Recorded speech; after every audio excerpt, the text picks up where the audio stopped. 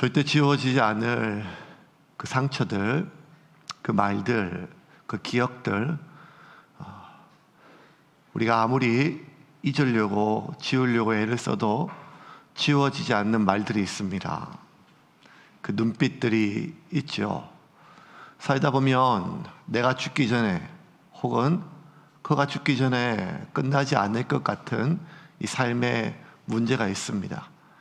이건 결코 어쩌면 내가 마지막 호흡이 끝나는 날까지 해결될 수 없는 문제라는 생각이 점점 살면서 확신이 듭니다.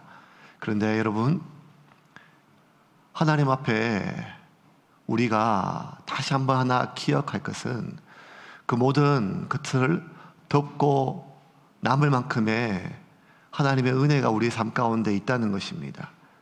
그것을 다 덮을 만한 보상이란 것입니다.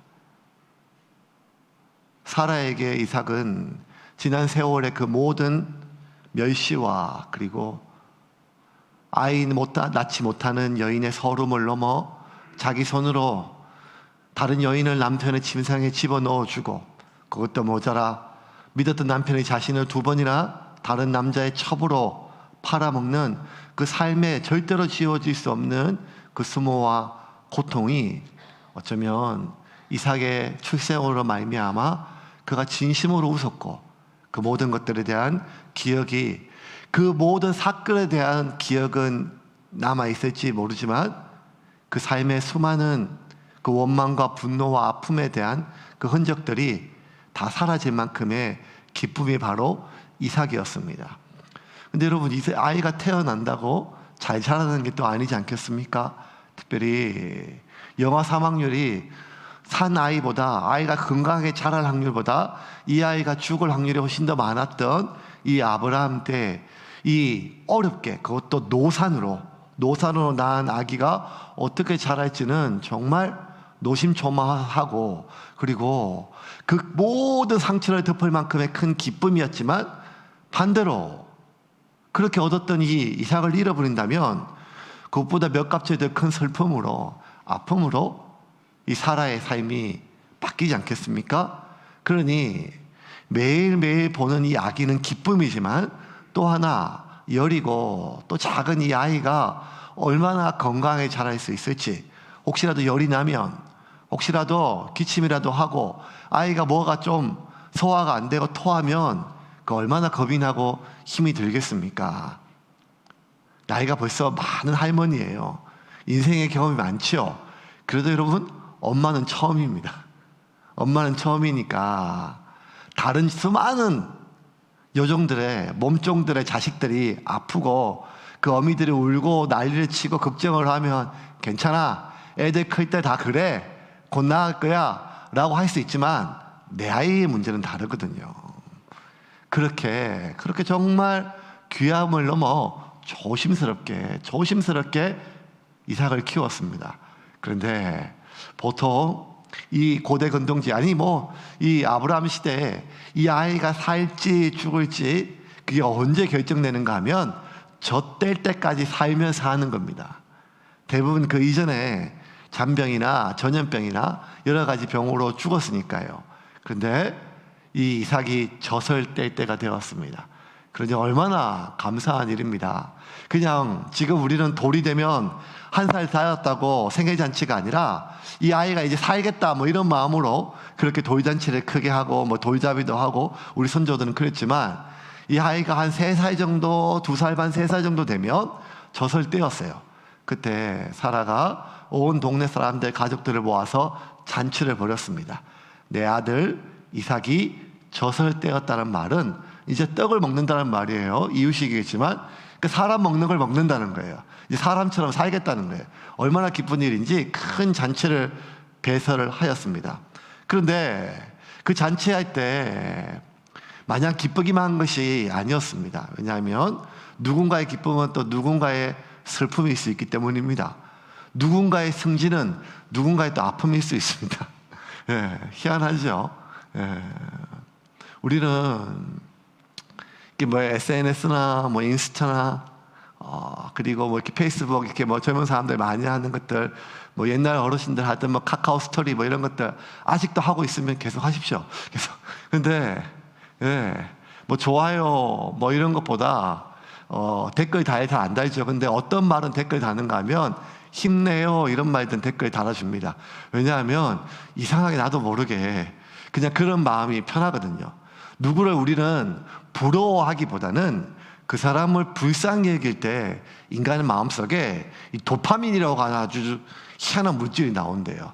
도파민이라고 하는 물질이 어떤 물질인가 하면 밥을 많이 먹었을 때나 술을 많이 먹었을 때나 심지어 마약을 할 때 나오는 물질이 도파민이라고 하는 물질인데, 그 도파민이라는 물질이 언제 나오는가 하면 남들 보고 힘내요 할 때 그때 나온대요.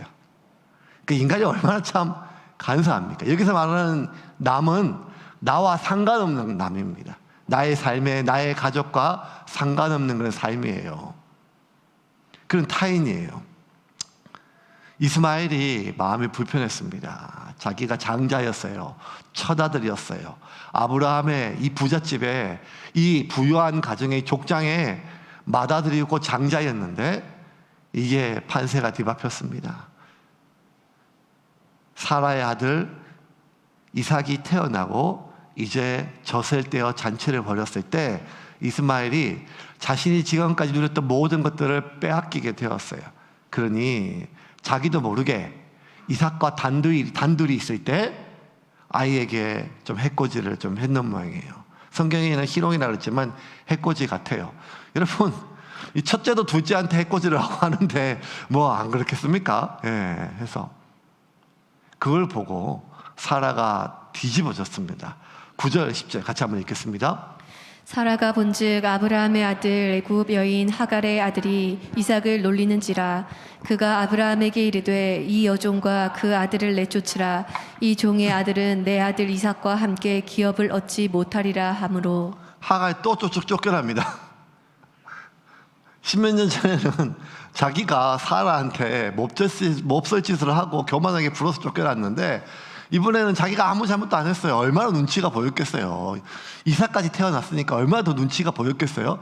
굉장히 조심했는데 이 자식은 통제가 또 안 되니까요.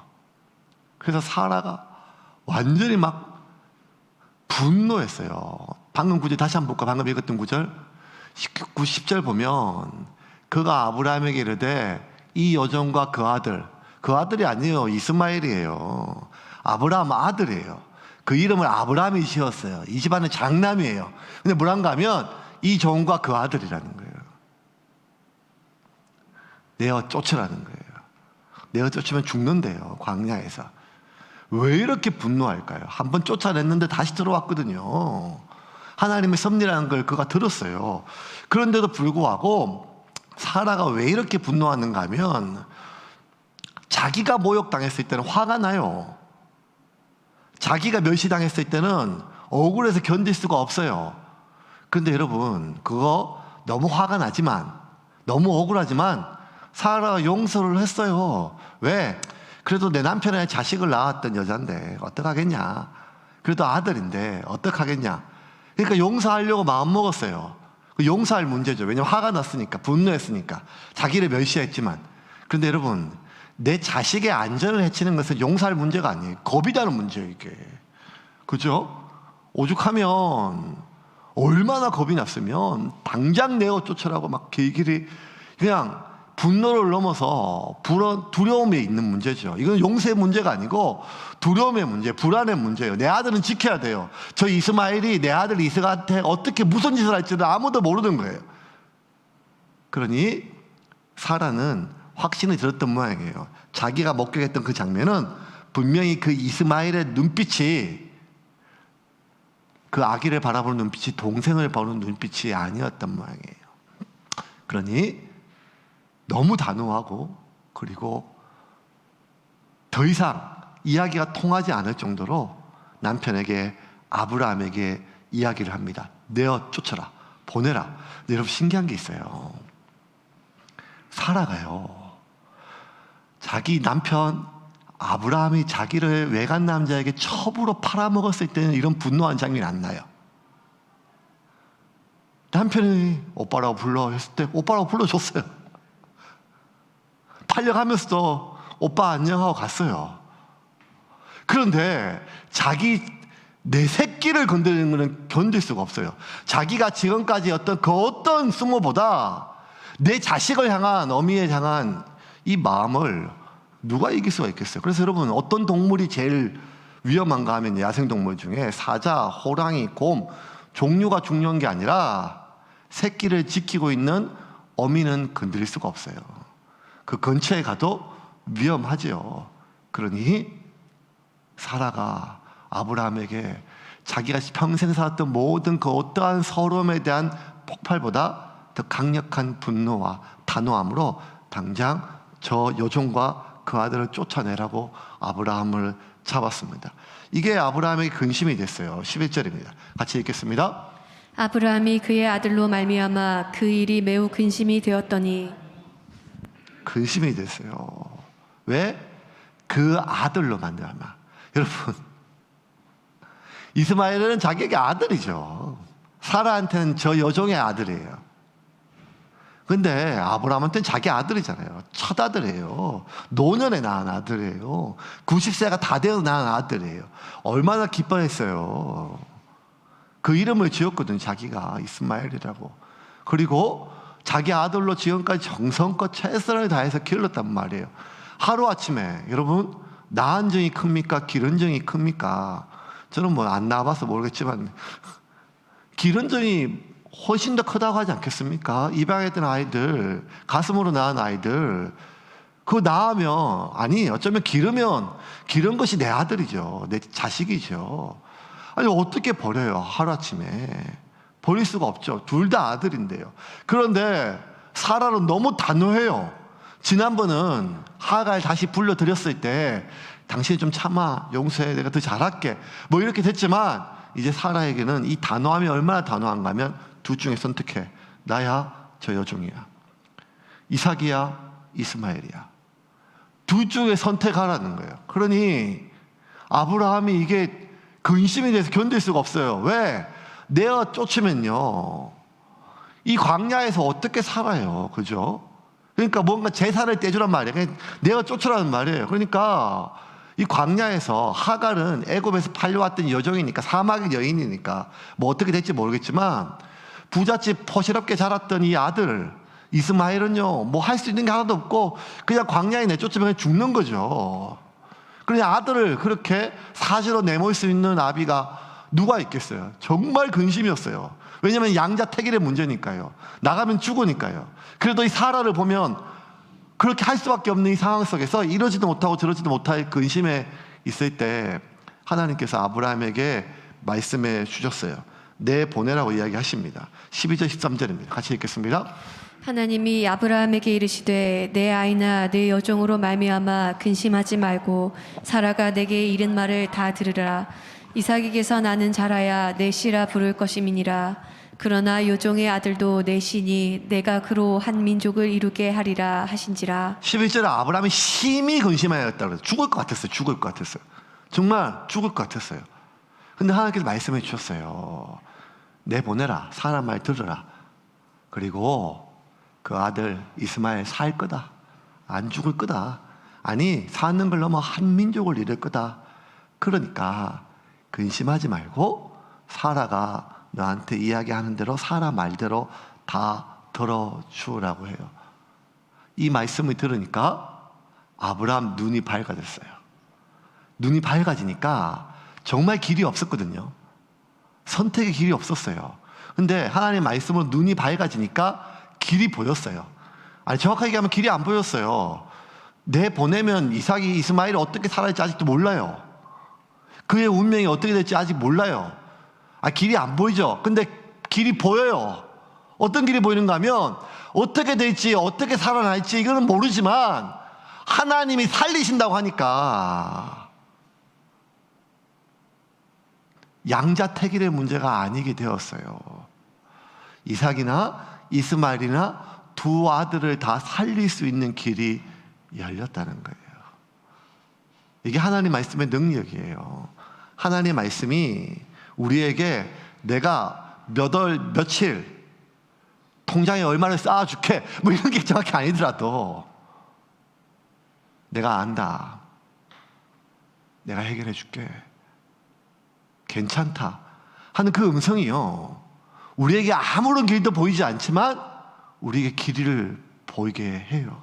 그래서 심히 근심했던 아브라함이 단호하게 사라의 말을 듣고 자기 아들 이스마엘과 그리고 하갈을 내어 쫓을 수가 있습니다. 근데 여러분, 사실 이 아브라함한테는 하나님 말씀해 주셔서 그의 근심이 끝이 났지만, 절망을 넘어서 근심이 끝이 났지만, 그렇게 아브라함이 근심이 끝나는 순간 하갈과 이스마엘의 근심은 시작됐어요. 왜? 이제 마지막까지 믿었던 건 뭔가 하면 하갈이 나는 내가 쫓을 수 있겠지만 그래도 지 자식을 어떻게 버릴 수 있겠냐 하는 걸 믿지 않았겠어요? 그런데 아브라함이 단호하게 이스마엘과 하갈을 떡 한 조각과 물 한 주머니 어깨에 쥐고 짐승도 주지 않고 내어 보내요. 14절입니다. 같이 읽겠습니다. 아브라함이 아침에 일찍이 일어나 떡과 물 한 가죽 부대를 가져다가 하갈의 어깨에 메워주고 그 아이를 데리고 나가게 하니 하갈이 나가서 브엘세바 광야에서 방황하더니. 아침에 일찍 일어났어요. 작별 인사도 없어요. 누가 보기 전에 떡 한 조각하고 물 한 주머니를요, 나하기도 아니고 그냥 하갈의 어깨에 집어지게 하고 가요. 그러니까 물 한 주머니예요. 떡 얼마 안 되는 그 정도 되겠죠. 아니, 쫓아보내도 이렇게는 쫓아보낼 수 없는 거 아니겠어요? 근데 여러분, 아브라함이 이렇게 보내는 거는 매정하고 이런 게 아니고 돈이 없어 이런 게 아니라, 아브라함이 생각할 때 떡을 10마리를 하든 100마리를 하든 물을 수십 자루를 주고 아무리 하든 그게 중요한 게 아니라는 거예요. 지금 그 떨어지면 다 죽으니까요.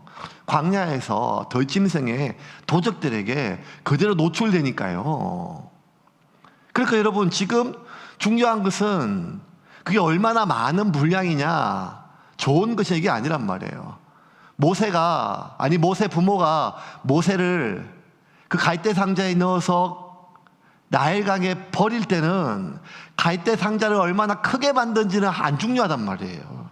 그게 아무리 크다 한들 역청을 수십 번 수백 번 바른다 한들 그게 무슨 의미가 있겠어요?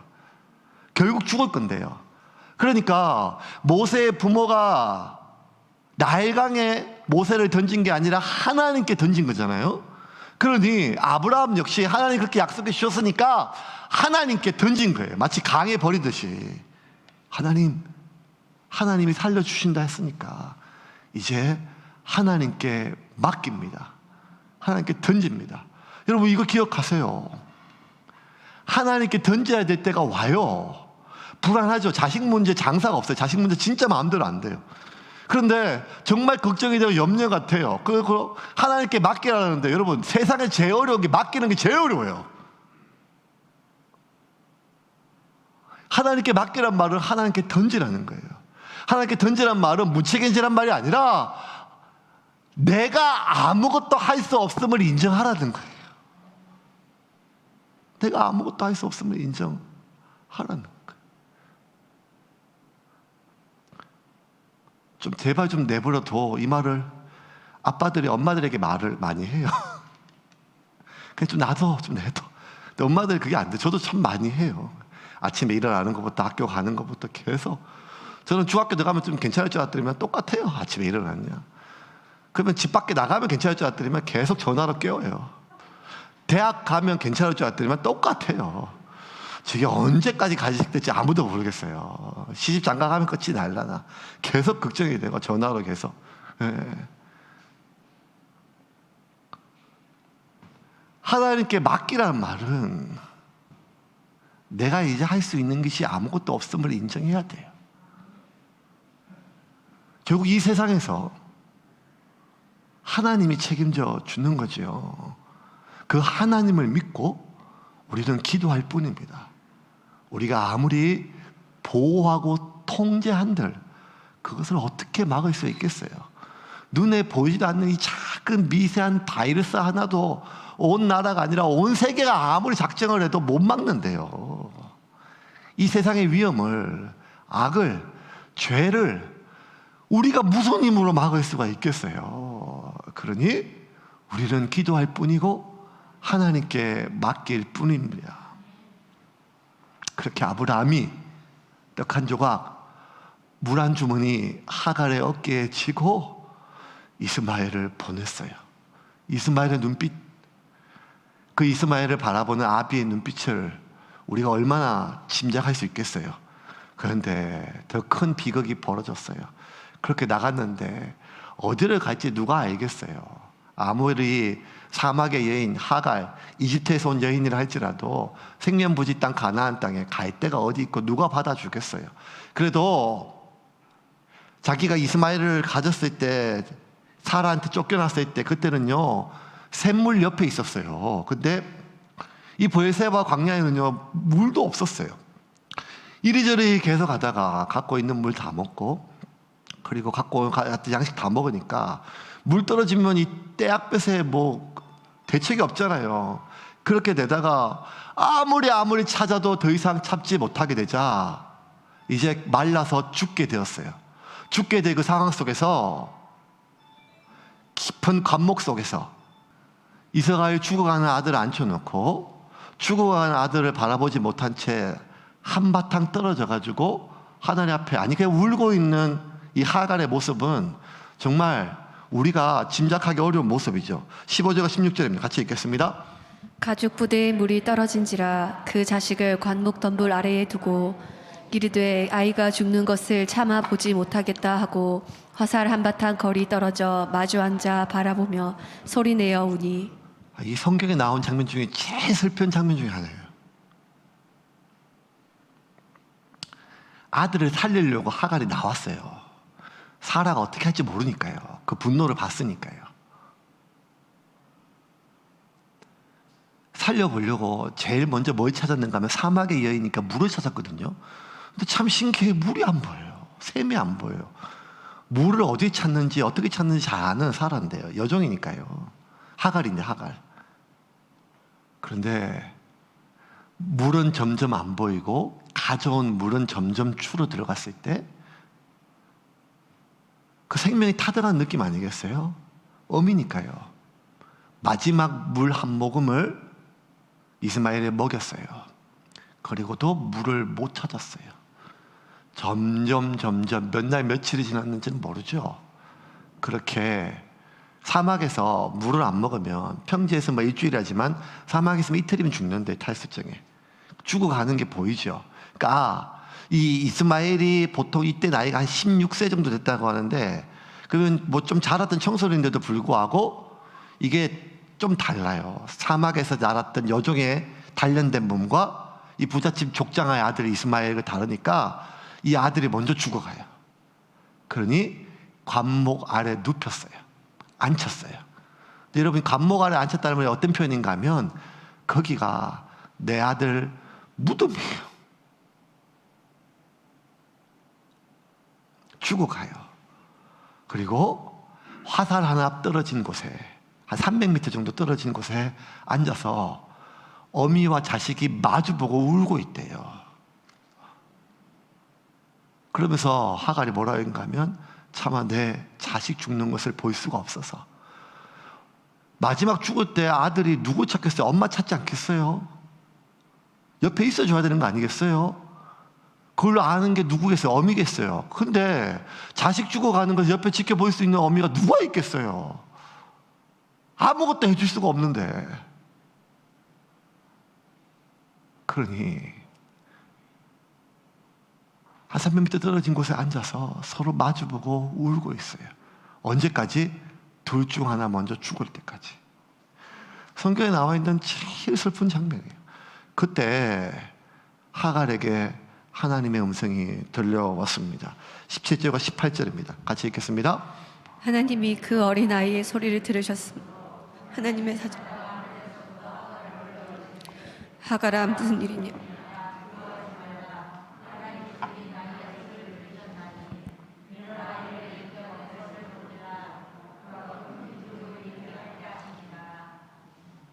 하나님의 음성이 들렸어요.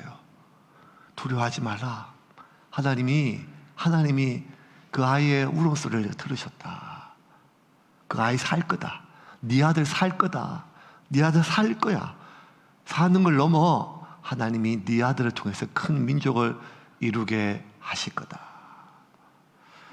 여러분, 하갈이 이렇게 절망하는 이유는 쫓겨나서 그래요. 쫓겨나서. 근데 여러분, 근데 절망의 더 큰 이유, 지금의 이유는 뭔가 하면, 절망의 진짜 이유는 뭔가 하면 쫓겨나서가 아니라 남은 것이 없었어요. 물이. 가죽 한 부대가, 그 물주머니 하나가 자신의 남은 생명치였어요. 그런데 그 한 주머니의 물마저 다 사라지니까 사라가 절망하게 되죠. 여러분, 엘리야 시대에 7년 동안 기근이 들었어요. 멀쩡한 사람 다 굶어 죽고 가요. 그때 사르밧 가부 여러분 기억나시잖아요. 사르밧 가부가 한 줌 남은 밀가루로 이거 구워가지고 아들 먹이고 이제 같이 자살하려고 마음 먹었을 때 엘리야가 가잖아요.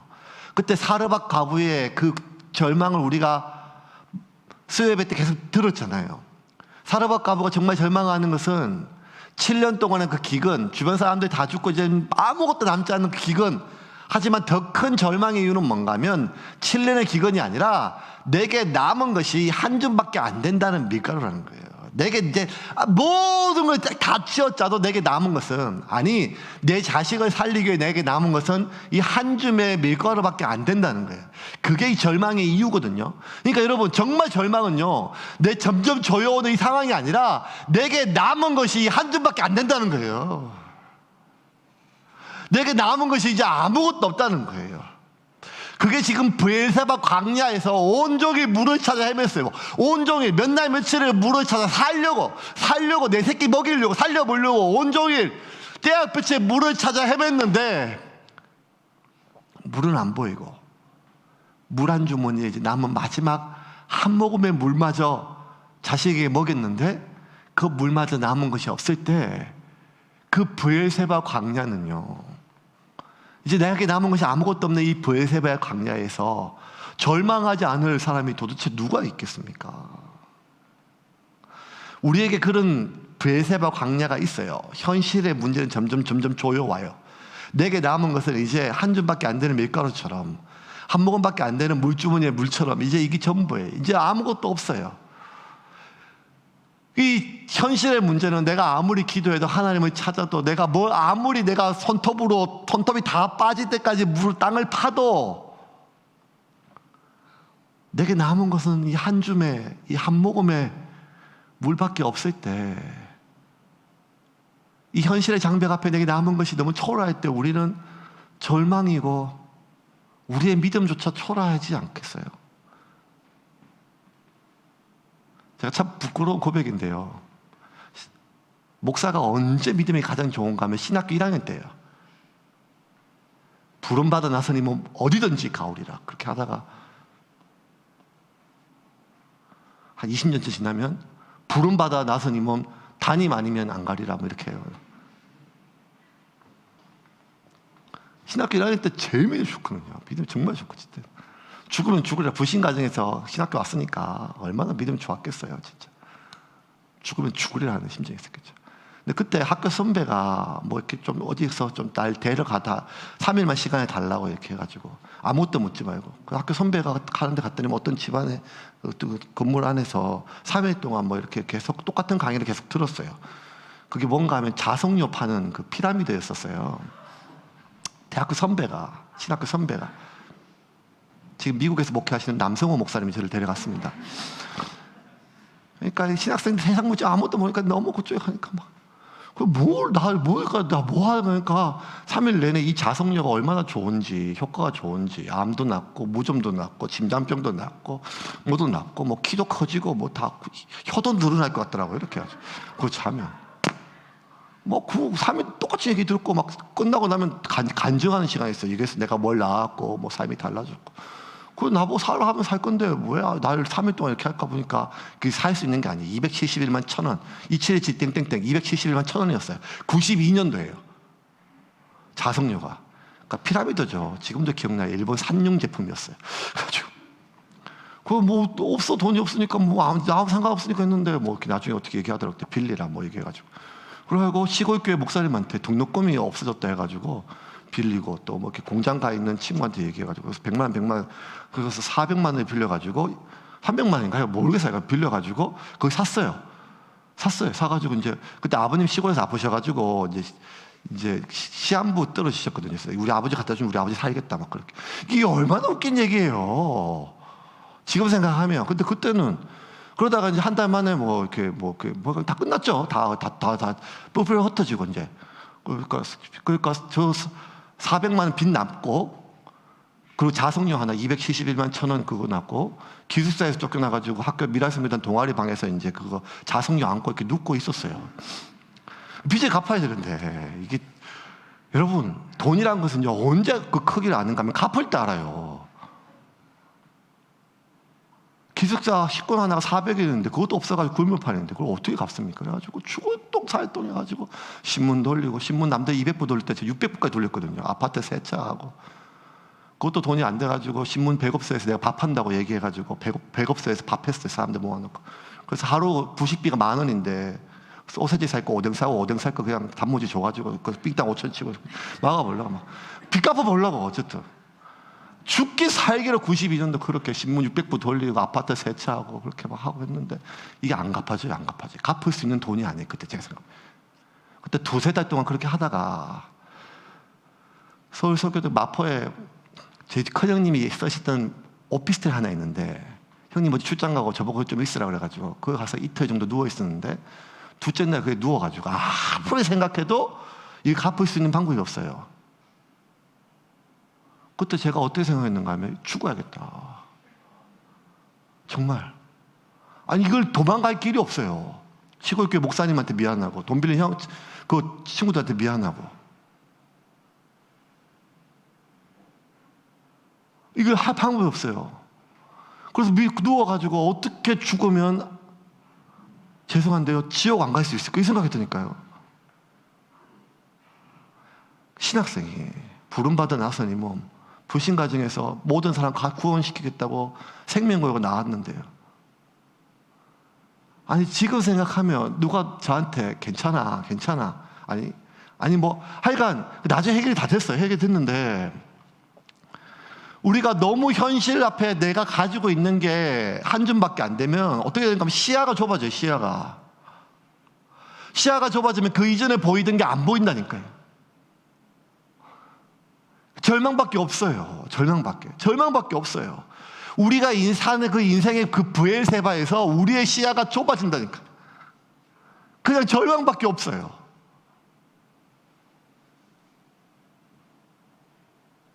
그때 좁아지고 어두워진 시야를 하나님께서 우리의 눈을 밝혀주세요. 19절 읽겠습니다. 같이 읽겠습니다.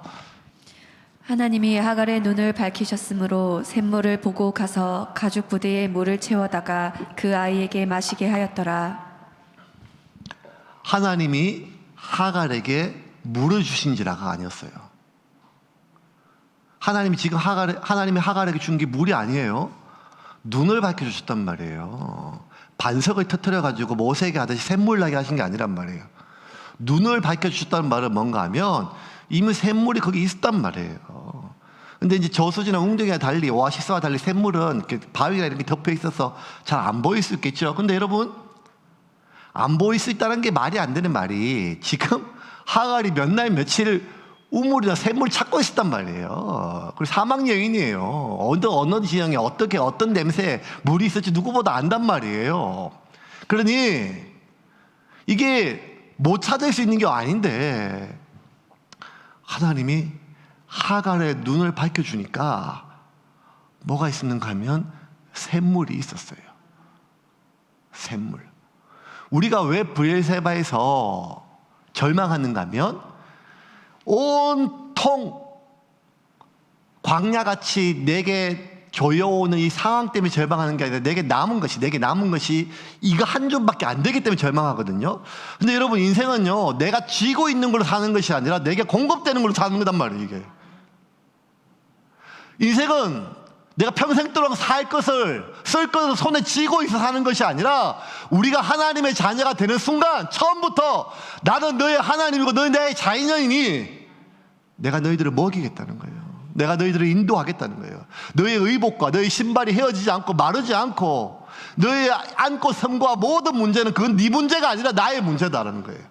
그게 처음부터 하나님이 모세를 통하여 히브리 민족을 세우실 때, 아브라함의 후손을 통하여 하나님의 백성을 세우실 때 하나님이 가장 먼저 내세웠던 원칙이 무엇인가 하면 나는 너의 하나님이 되고 너희는 내 백성이 되니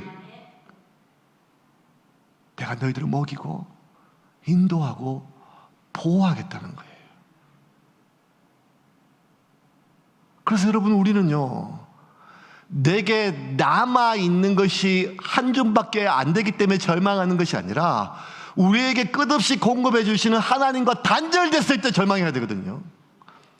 그런데 하나님과 이미 단절된지도 모른 채 내 손에 뭐가 있으면 아무런 문제 없이 흥청망청이 아니라 그냥 평안히 사는 그리스도인들이 얼마나 많아요. 삼손이 그랬어요. 머리 잘리고 주의 영이 떠났음에도 불구하고 그것도 모른 채 블레셋 군사가 자기를 묶었을 때 뭐라고 얘기했냐면 내가 이전과 같이 힘을 떨치리라고 착각하고 있다는 거예요. 왜? 힘은 자신에게 자신이 쥐고 있는 힘이 아니라 주의 영이 임했을 때만 자신에게 힘이 있었는데, 정말 우리가 브엘세바에서 절망해야 된다면 내게 남은 것이 한 주머니밖에 안 되는 물과 밀가루 때문에 절망할 것이 아니라 내가 하나님과 단절되었는지를 보고 절망해야 되는데, 우리는 내게 남은 것만 보니 우리의 시야가 좁아진단 말이에요. 내일 눈을 안 떴으면 좋겠다. 내일 아침에 내가 눈을 안 떴으면 좋겠다 하는 이런 마음이 오는 마음은 우리의 눈이, 우리의 시야가 좁아졌기 때문에. 하나님이 눈을 넓혀주셨어요. 눈을 넓혀주니까 샘이 보였어요. 그 샘에 가서 이스마엘을 먹이고 물주머니에 물을 채웠어요.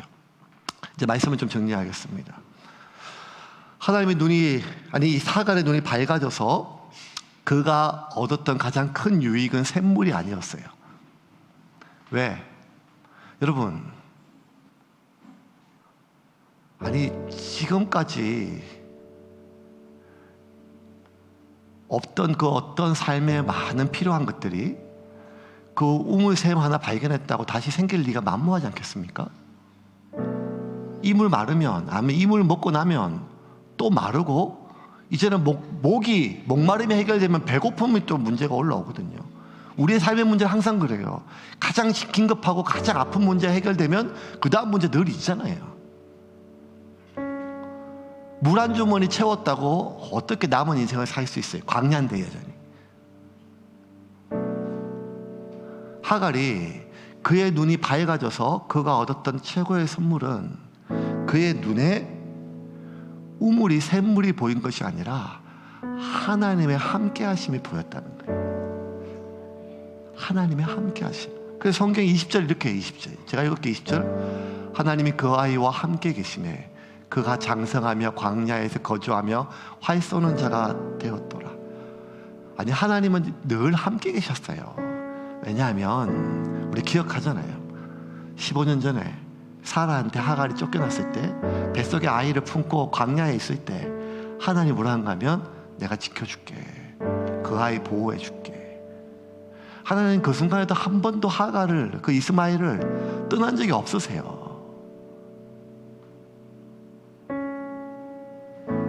광야에서 물 한 주머니 채웠다고 앞으로 사는 모든 문제가 해결됐기는 만무한데, 신기한 것은 이 구절 이후로 하갈이 하나님께 목 놓아 우는 장면이 안 나와요. 하갈과 이스마엘이 절망 속에서 하나님께 부르짖는 장면이 안 나와요. 왜?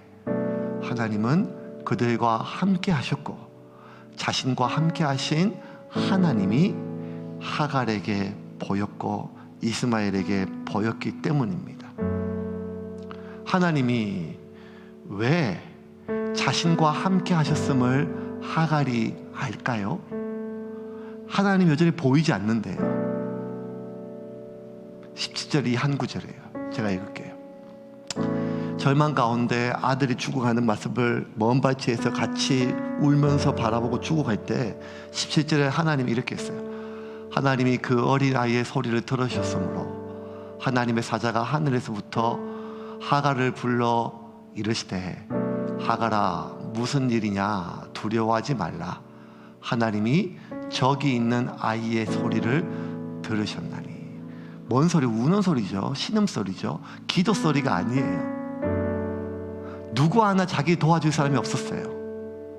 길 가는 나그네, 장사꾼 대상 하나 없었고 유목민 하나 없었어요. 아무도 없었어요. 오직 이 넓은 광야 속에 나하고 내 자식 둘밖에 없는데 죽어가고 있는 이 상황 속에서 아무리 소리를 지르고 몸부림을 쳐도 듣는 사람도 없고 도와주는 사람이 없어요.